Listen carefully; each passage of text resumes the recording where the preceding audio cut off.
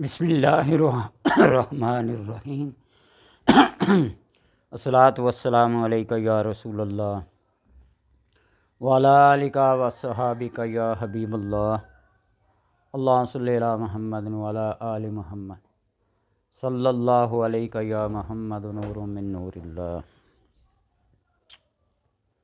لوگ جب یہ پوچھتے ہیں نا، ان کو کوئی وظیفہ بتایا جائے، کوئی عمل بتایا جائے اور مطلق ان کو کہا جائے کہ اس کو صبح شام کسی ایک نماز کے بعد پڑھ لیں، پھر آگے سے سوال کرتے ہیں صبح فجر کی نماز کے بعد اور شام مغرب کی نماز کے بعد۔ قرآن پاک کی ایک آیت ہے نا، سورہ روم کی، فَسُبْحَانَ اللَّهِ حِینَ تُمْسُونَ وَحِینَ تُصْبِحُونَ۔ اللہ تبارک و تعالیٰ کی حمد و ثنا کرو، تسبیح و تحلیل کرو صبح کو اور شام کو، جب تم صبح کرتے ہو اور جب تم شام کرتے ہو۔ یہ مطلق ہے۔ اگر یہ اس لحاظ سے پڑھا جائے کہ فجر کی نماز سے لے کر چاشت کی نماز تک، تو یہ مطلق ہے، کہہ دیا کہ صبح کے وقت، اور شام سے مراد عصر کی نماز سے لے کر عشاء تک پڑھ سکتے ہیں آپ۔ تو اگر یہ کہا فجر کی نماز کے بعد، تو ہاں کہہ دیا جائے فجر کی نماز کے بعد۔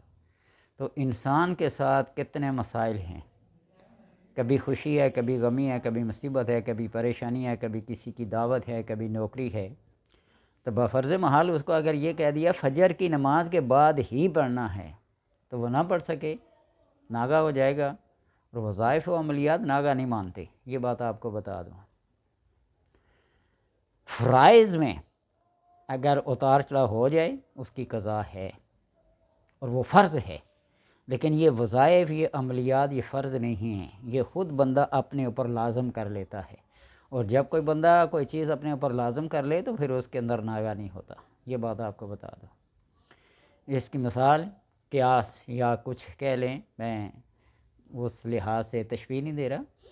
قربانی اگر کسی فرد پر واجب ہو، جس طرح صاحب نصاب ہوتا ہے، فطرانہ، قربانی، زکوٰۃ، یہ واجب اور فرض کے زمرے میں آتی ہیں، وہ ادا کرنی پڑے گی۔ لیکن اگر کوئی بندہ قربانی کو شوق کی وجہ سے، ذوق کی وجہ سے اپنے اوپر لازم کر لے اور عین موقع پر وہ چیز گم ہو جائے، مر جائے، تو اس کو پھر ڈبل قربانی دینی پڑے گی، ایک فرض کی ادائیگی کے لیے اور ایک وہ جو اس نے خود اپنے اوپر لازم کی تھی، حالانکہ اس کے اوپر فرض نہیں تھی، وہ بھی ادا کرنی پڑے گی پھر۔ تو اسی طرح یہ عملیات و وظائف اپنے اوپر بندہ لازم کر لے تو پھر اس کے اندر ناغہ نہیں ہوتا۔ اس کی ایک اور بات بتاؤں نا، کہ گولڑا شریف پیر میرے علی شاہ صاحب کے صاحبزادے بابو جی سرکار محی الدین جن کو کہا جاتا ہے، انہوں نے کہیں 2 نفل پر رضائے الہی اپنے اوپر لازم کر لی، اور جب وہ آخری عمر میں بیمار ہوئے، یہ میرے مفتی استاد مفتی فیض احمد صاحب نے بتایا تھا کہ یہ جو اب بے نظیر اسپتال کے نام سے مشہور ہے نا، اس کو جنرل اسپتال کہتے تھے، مری روڈ پہ، وہاں داخل تھے، تو اس بیماری کے عالم میں بھی کھڑے ہو کر 2 نفل ادا کی، اور سکت نہیں تھی، ہمت نہیں تھی، طاقت نہیں تھی کھڑے ہونے کی۔ تو مفتی صاحب فرماتے ہیں کہ میں نے ان سے کہا کہ جب اللہ نے فرائض میں چھوٹ دی ہے، کھڑے ہو کر نہیں تو بیٹھ کر، بیٹھ کر نہیں تو لیٹ کر بھی نہیں تو اشارے کے ساتھ، اور جب اشارہ بھی نہ ہو تو پھر اس وقت بندہ معذور ہے، تو آپ نے کیوں ایسا اپنے اوپر جبر کیے ہوئے ہے؟ تو انہوں نے فرمایا کہ میں نے اللہ سے وعدہ کیا تھا جب تک میری سانس چل رہی ہے، میرے جسم میں روح ہے، اس وقت تک یہ نفل میں تیری رضا کے لیے کھڑے ہو کر پڑھوں گا۔ تو پھر ایسا جب کیا تو میں کیسے اللہ سے وہ کیا ہوا وعدہ توڑ دوں؟ یہ اللہ کے وہ نیک، برگزیدہ، پرہیزگار، وفادار بندے ہیں جو کوئی چیز اللہ تبارک و تعالیٰ کی رضا کی خاطر اپنے اوپر لازم کر لیتے ہیں تو ان کو پھر چھوڑنا نہیں چاہیے، اور نہ ہی چھوڑتے ہیں۔ تو اس طرح جب بندے کو کہا جائے کہ صبح کے اوقات میں یہ وظائف پڑھیں، تو آپ یہ سمجھیں کہ فجر کی نماز سے لے کر چاشت تک تقریباً 2 سے 3 گھنٹے ہوتے ہیں، پڑھ لیں، اور اسی طرح شام سے مراد عصر کی نماز سے لے کر مغرب عشاء تک وہ پڑھ سکتا ہے جب اسے فرصت ملے۔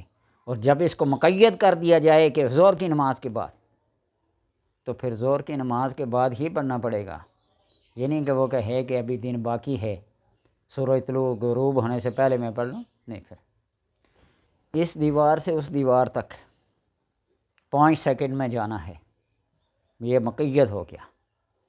4.5 سیکنڈ بھی قبول نہیں، اور 5 سیکنڈ سے 1 مائکرو سیکنڈ وہ بھی قبول نہیں۔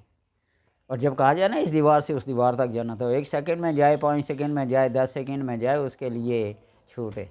اس بات کو سمجھے، وظائف و عملیات میں یہ بات ہوتی ہے، جب کوئی تعداد مقرر کی جاتی ہے یا جو کوئی وقت مقرر کیا جاتا ہے، اس کا خیال رکھنا بہت ضروری ہے۔ یہ باتیں شاہری عملیات و وظائف دانے والے لوگ آپ کو بتاتے ہوں، وہ یہ بتاتے ہیں یہ لفظ پڑھو گے تو فرشتے بوریاں بھر بھر کے پیسہ لاتے ہیں، گھر میں رکھنے کی جگہ نہیں ہے، بیچارے لوگ تسبیحیں لے کے کام کاج چھوڑ کے لگ جاتے ہیں، حاصل ان کو کچھ نہیں ہوتا، اور پھر وظائف و عملیات و قرآنی آیات اور حدیث کو کیا کرتے ہیں، ایسے ہی ڈھونگ رچایا ہوا ہے۔ مجھے بتائیں کہ کسی عامل نے آج تک وظیفے کے ذریعے سے بوریاں بھر بھر کے پیسوں کی رکھی ہوئی ہیں گھر میں؟ بتائیں مجھے۔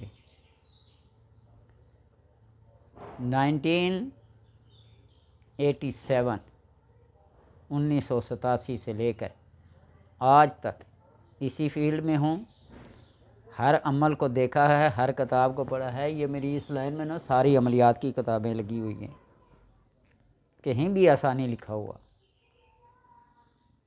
اللہ تبارک و تعالیٰ اسباب پیدا کر کے دیتا ہے کہ تم یہ کرو تو ایسا ہوگا، یہ کرو تو ایسا ہوگا۔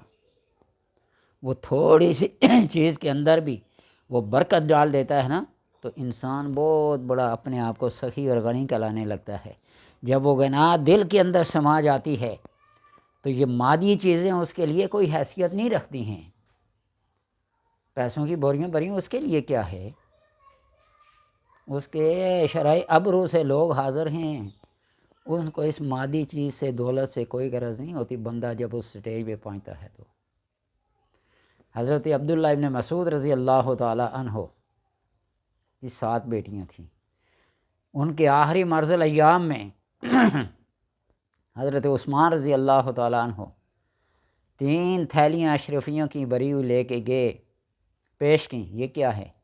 یہ آپ کے ایام ہیں بیماری کے، آپ کی بیٹیاں پیچھے بے سر و سامانی کے عالم میں نہ رہیں، اس لیے ان کے لیے کچھ خرچ اخراجات ہیں۔ آپ اور آپ کی بیٹی نے فرمایا کہ جب سے ہم نے نبی اکرم صلی اللہ علیہ وسلم کے ہاتھ پر سورہ واقعہ کے اوپر بیعت کی ہے، ہمیں کسی دولت کی ضرورت نہیں ہے، نہ تھیلیاں بھر کے رکھنے کی، نہ بوریاں بھر کے رکھنے کی۔ یہ ہوتا ہے اللہ تبارک و تعالیٰ کے اوپر توکل اور اعتماد، اور وظائف یہی ہیں کہ آپ کے دل اور دماغ کے اندر وہ غنا، وہ فقر، وہ بات آ جائے کہ مادیت کی طرف کبھی آنکھ اٹھا کے بھی نہ دیکھیں۔ یہ نہیں ہے کہ آپ پڑھیں گے سبحان اللہ و بحمدہ، سبحان اللہ العظیم، استغفر اللہ، سبحان اللہ و بحمدہ، بوریاں بھر کے آ جائیں گی؟ نہیں، اللہ وہ راہیں متعین کر دے گا کہ یہ کام کرو تو تم دست درازی کرنے سے، ہاتھ پھیلانے سے کیا ہو جاؤ گے؟ بے نیاز ہو جاؤ گے، تمہارے دل کے اندر وہ غنا آ جائے گی۔ یہ بات کسی کی سمجھ میں آ جائے تو سمجھ لے اللہ تبارک و تعالیٰ کا کرم، اگر نہیں ہے تو پھر ساری زندگی لگے رہو بوریاں اکٹھی کرنے میں، بھر کے وظائف پڑھنے میں، سمجھے؟ ایسا دینے والا کوئی نہیں ہے سوائے اللہ تبارک و تعالیٰ کی ذات کے۔ اللہ تبارک و تعالیٰ سمجھ کی اور عمل کی توفیق عطا فرمائے۔